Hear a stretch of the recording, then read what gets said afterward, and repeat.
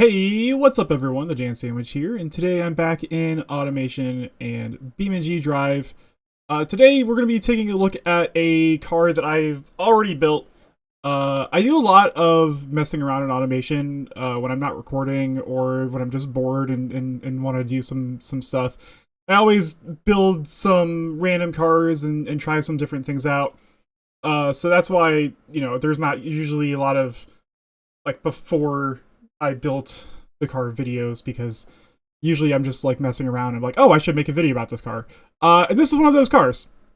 So this car here is a race car that I built, and I wanted to see if I could build a race car with a 3-cylinder engine. That's right, an inline 3. And this particular one, I even left the engine naturally aspirated. And it still has 540 horsepower, which is pretty incredible for a 3.2 liter inline 3. I mean, I guess it is a pretty big inline 3. If you think about it that way, that's more than 1 liter per cylinder. But it's also like, what's the math on that? Let me do the math real quick so I can give an accurate number. That's 180 horsepower per cylinder out of a naturally aspirated engine, which is just insane. Now, the reason why I did leave it naturally aspirated is because when I did put a turbo on it, it had like 800 horsepower, and I wanted to leave it rear-wheel drive, and it was just undrivable with that much power and rear-wheel drive for this pretty short wheelbase, kind of McLaren-style body here. Now, because it was a race car, I did just do like quality spam like crazy, like plus 15 quality everywhere, because a real race car, there's not very many cost cutting measures here. This is never a car that's intended for production. It's for the racetrack. So let's quickly take a look around here. Let's start with the body I chose. So it's this body right here, the 2009 Coupe. The chassis is carbon fiber panel material, a monocoque carbon fiber chassis, of course. It's a mid-engine, longitudinal. I guess I could have done transverse since it's such a small engine, but that's fine. Pushrod suspension front and rear, and of course, plus 15 quality on everything here. Take a look at the engine. So like I said, it is an inline 3.2 liter maximum bore on the inline 3, and then a 3.713 inch stroke. Magnesium, dual overhead cam, 4 valves per cylinder. I guess I could have done 5 valves per cylinder, but again, that probably would have been overkill. ALSI head material, and of course plus 15 quality on everything. And you can see like the power, because it is naturally aspirated, there's no like crazy bump in power at any point. Billet steel crank, lightweight titanium conrods, lightweight forged pistons, and we are using balance shafts. I don't know if I necessarily need that, but I kept it on there. Plus 15 quality there as well. We are running the highest possible compression, 16.0 to 1, and it's still saying that the engine has unutilized octane, and it's saying that we should use higher compression, despite the fact that compression is at its highest. 99 cam profile, 100 springs and lifters for, maximum race car. We are running VVT and VVL, which I think is helping us out a lot as well. Keeping that power band nice and smooth as well. It revs to 7,600 RPM. I think it could rev... actually, no, I can't actually rev it much higher, given the size of the engine. Plus 15 quality, of course, as well. Again, it is naturally aspirated. I mentioned that earlier. We are running direct injection per cylinder race manifold. It is using methanol race fuel because it is a race car. And plus 15 quality on there as well. We're using tubular race headers, and no bypass valves, single exhaust since it is a 3-cylinder engine. There's only room for a single exhaust. No bypass valves, and no cat or muffler because, it is a race car. There's no, reason that it needs to be muffled or restricted in any way.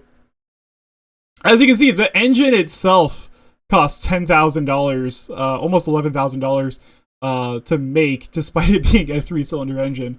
And let's give this thing a little listen. Oh yeah.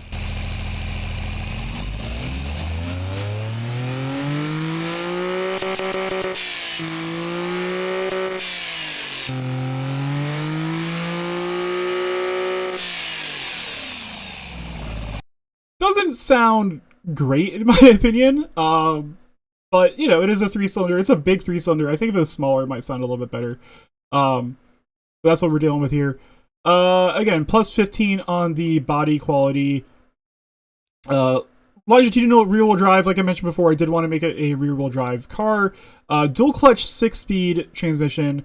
Now, I limited the top speed to 207.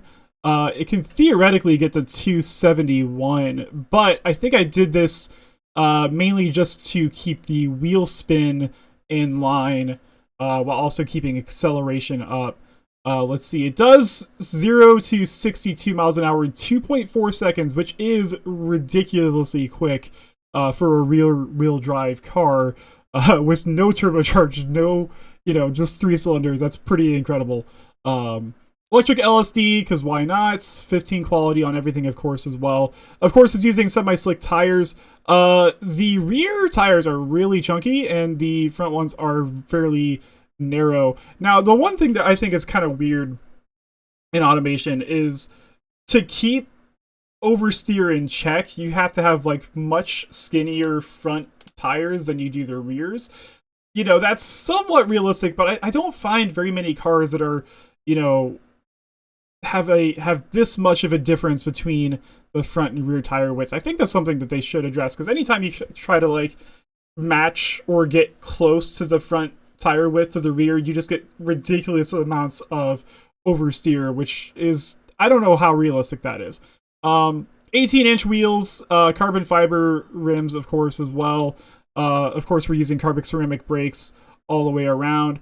I did not go with the biggest brakes possible. It was saying that the brake force was too high earlier, so that's why I kind of reduced it to this, but I still wanted to be able to stop pretty well. This is just what I ended up with. I think it brakes pretty well in BeamNG last time I tested it. Here's we got the aerodynamic stuff like that. Of course, it's using a race diffuser and cooling flaps and active aero and all the fun stuff. I did leave 2 seats in there, even though it is a race car. I guess I could have done with let's go with a basic just to save on a little bit of weight. I think that'll help out there. I could probably even lower the quality there, and that's going to save on weight as well, I believe. So, still tweaking a little bit here and there, I did have all of the traction aids turned on with advanced safety and all that stuff. So, it's still going to be like that.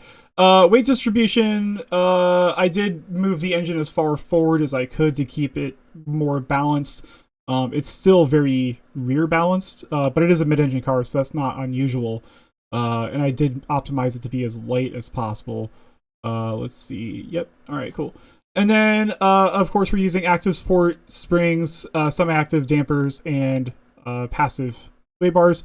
I think I used the race preset, if I remember correctly, and I kind of lowered it as much as I could, and then kind of messed with this stuff so that it was, relatively good there as well. I feel like this is a really nice handling car. From what I tested it out in automation before, I really like the way this thing drove. So yeah, I mean, this is it. I did a little bit of a livery on here with the 45 number on the side. Not really much of a livery. It's kind of hard to do liveries in automation, especially when you have a lot of body molding and stuff like that. That kind of doesn't really interact well with that stuff. I did some custom headlights here. Nothing crazy fancy. Just like these kind of like teardrop shapes in the front there. Sort of looks McLaren-esque. I have a much more simplified DSM logo on the front, which is my fictional car company. Little tow hook on the front, nice big front lip in the front there, nice big air intakes to keep the brakes and wheels cool. I like these little, fender flare vents as well. Nice big roof scoop up top as well. It has a carbon fiber roof. When I export it to BeamNG, I will probably change the carbon fiber to just black, because the carbon fiber just never looks good when exported to BeamNG. Carbon fiber wheels, of course, as well. Nice big diffuser on the back. I had a license plate on there originally, but since this is not a production car, I decided to take it off. So, be that as it may. Carbon fiber exhaust tips as well.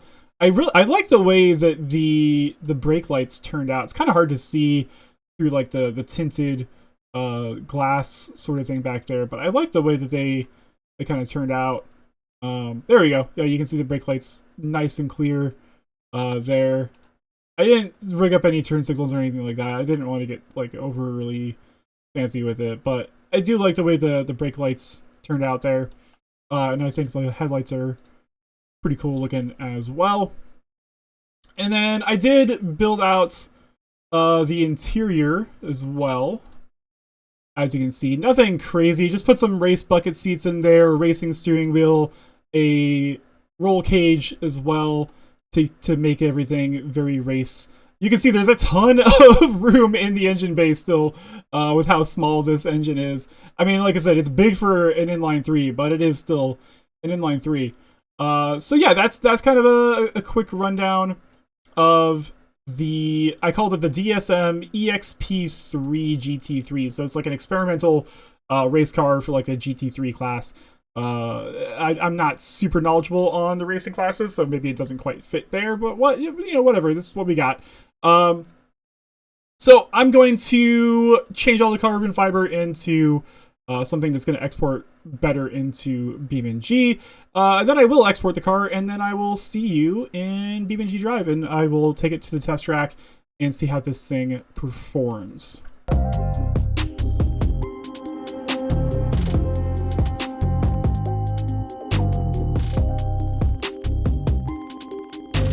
Alright, here we are in BeamNG.drive with the DSM EXP3 GT3. I forgot to repaint the spoiler, so it's still carbon fiber and it still looks weird in BeamNG, but I didn't want to spend more time doing this. But yeah, here we are. Other than that, it exported pretty well. The only weird thing is you can kind of see the decal through the door. I tried to fix that in automation, and it did fix it in automation, but it did not in BeamNG. But whatever. Everything else looks pretty good. And it does drive really, really well. It handles super well. It's extremely nimble. It's very quick, 0 to 60. So yeah, let's just drive it around the track here a little bit. It's in sport mode right now. I did drive it a bit with the ESC turned completely off, and there's still a bit of wheel spin when you step on it. Oh, it's not even in sport mode. This is in cover mode right now.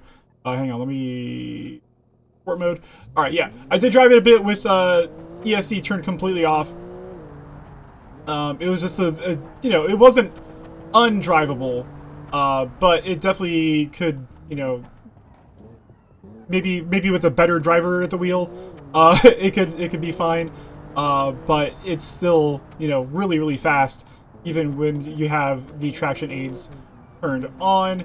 I said this is kind of a race car. Maybe it's one of those like track only cars you can't buy for the street or whatever. But I'm sure without the roll cage it probably would be road legal. But this is still a really fast car, even though it's using a naturally aspirated 3-cylinder engine. Again, it's a very big 3-cylinder engine, but it is just a 3.2 liter inline 3. Probably could have kept the brakes stronger. This one thing again in automation. when it's talking about like the brake force and things like that, I feel like some of that stuff is a little aggressive with like, you know, telling you to dial in the braking and things like that. I guess, you know, it is a game that's designed for you to design like road cars and things like that. So maybe having super strong brakes isn't ideal for road cars, but it is good for race cars. Yeah, this is just a really fun car to throw around the track.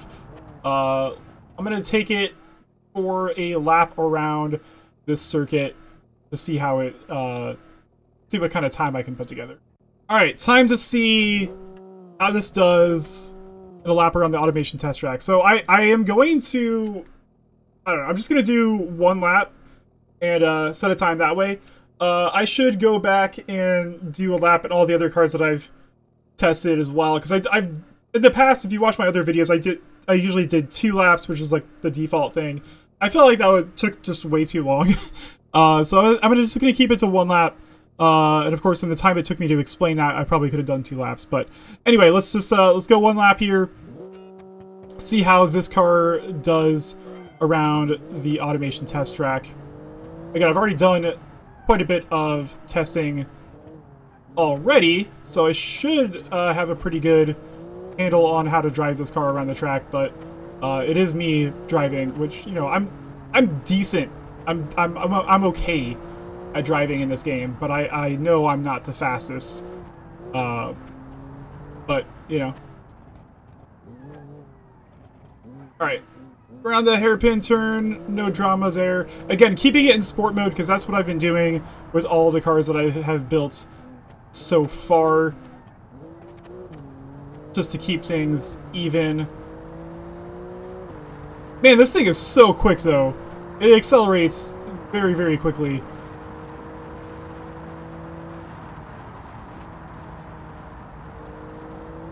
It'll be interesting to see what kind of time it puts on the drag strip. Oh, okay. I did brake in time there, I think. This is the turn that always gives me the most trouble, because I never know when I should brake for it. This one as well, this little chicane coming up.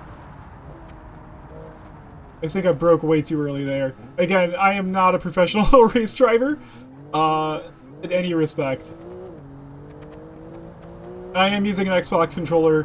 I think one day I will get myself a wheel and pedals, since I've been doing a lot of videos in this game and other driving games and things like that. I could probably use the wheel and pedals for. I've just never gotten. I've owned a couple of wheel and pedals in the past. I've just never, you know, like cheap ones that, you know, friends have given me that they weren't using or whatever. I've never really got the hang of it, and I always ended up giving those back away or whatever. But anyway, I continue to talk here, coming up to the finish line, and just under 2 minutes. That's really fast. I feel like that's a really fast time. 1 minute 59 seconds. Again, I probably could have done better. So probably like a good driver could probably get like 157, 155 or something like that. But 159.56 is a really good time. I think I should probably, maybe I'll make a video of this. I'll just run, you know, a single lap test track run with every one of the cars that I've tested already, so that we can get like a time on here. I know in the past I did like a little list thing that would pop up. I think this is going to be a lot easier to figure out. So that was a fast time. Let's see how this does at the drag strip. I think it's going to be really quick. All right, here we are at the West Coast USA drag strip in this GT3 race car. I feel like this is going to put down a really fast time. So let's find out. I put it in sport mode to keep it consistent as well. So let's see what kind of lap this thing can put down. Oh, a little bit of a wheel lift there, almost had a little bit of a wheelie. That was surprising. And that is a 9.1 seconds. Quarter mile. Not the fastest I've tested, but very, very fast, obviously. Especially for rear-wheel drive, and only 520 horse, or 500, what did I say how much horsepower it was? I don't even remember right now, but like 520 horsepower or something like that. So really, really fast, of course, as well. No, I think it's like 550. I don't know. I said it earlier in the video. Rewind it and you can find out how much I said it was. But anyway, very fast for a 3-cylinder engine. And yeah, now it's time to take this thing off the car jump arena jump and see how far it can fly. Alright, we are back at the car jump arena in this 3-cylinder race car. As always, well, not, I guess not always, but as usual, if you want to download this car, I will have a link in the description to the BeamNG mod page so you can check it out for yourself. And yeah, if you want to like this video and subscribe to the channel so you can see more stuff like this, you can do that too. You can do that right on YouTube. That's not that hard. There's buttons for it everywhere. You know how to do that. You've been to YouTube before. But anyway, yeah, this was a lot of fun to build this car and test it out. I hope you've enjoyed watching this video so far. So it's time for the really fun part where we take it off the jump. This thing's got a fair amount of downforce. I don't know if this is gonna like fly super far, but it is very light, so maybe that's gonna keep it airborne. But let's find out. Let's take it down the jump here. No traction control aids right now. Full throttle. See how fast this thing can get. Going almost 200 miles an hour off the jump. Oh, and it just does a backflip. And it does fly pretty far. About the 350 mark before it slams on the ground and the roll cage flies out. It does land on all 4 wheels. Can I stop this before we reach the pool? Oh, it just jumps over the pool and then does several somersaults. Wow, that was, you know, flew farther probably than I expected it, just because I thought with the downforce it would have like landed face first, but it did a little bit of a backflip there. But yeah, there's my 3-cylinder race car. It's kind of a fun car that I built in my spare time, and I wanted to kind of make a video on it because I thought it was a cool car. So yeah, like I said, if you want to like the video, subscribe to the channel, do all that stuff, that'd be great. If you don't want to do that, that's fine too. You live your life. I'm not going to tell you what to do. But if you do want to see more automation and BeamNG content, I'm going to keep it coming. So I will see you in the next video. Unless I don't.